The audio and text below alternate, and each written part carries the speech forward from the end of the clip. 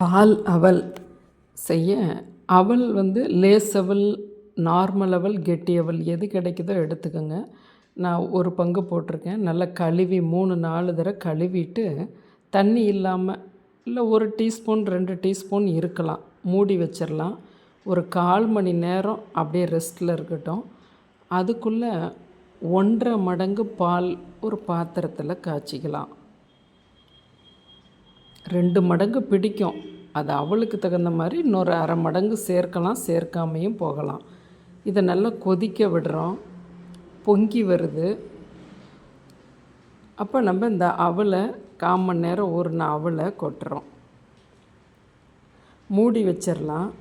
இப்போ ஒரு 15 நிமிஷம் கழித்து பார்க்குறோம். நல்லா கொஞ்சம் ஊறி இருக்குது, ரொம்ப ஊறல. 1/2 பங்கு வெல்லம், 1/4 பங்கு தேங்காய் துருவல், நெய், ஏலக்காய் பொடி போட்டிருக்கோம்.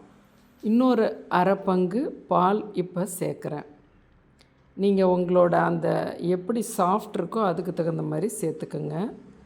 இப்போ சுவிட்சை ஆன் பண்ணி ஒரு 3 நிமிஷம் எல்லாம் ஒன்று கலக்க விட்டு சுவிட்சை ஆஃப் பண்ணிவிட்டு 15 நிமிஷம் கழித்து இப்போ பார்க்குறோம்.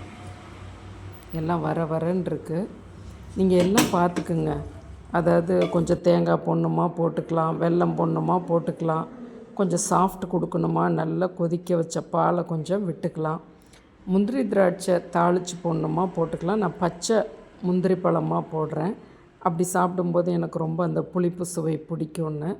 இதை நீங்கள் ஃப்ரிட்ஜுள்ள ஸ்டோர் பண்ணி கூலிங்காக குழந்தைகளுக்கு கொடுக்கலாம். எளிமையான நெய்வேத்தியம் இது போல் எதுவும் இல்லை. ஏன்னா அவல், அந்த பால், வெல்லம் கலந்தது அற்புதமான நெய்வேத்தியமும் ஆகும் பால் அவல். நம் சேனலை சப்ஸ்கிரைப் பண்ணுங்கள், ஷேர் பண்ணுங்கள்.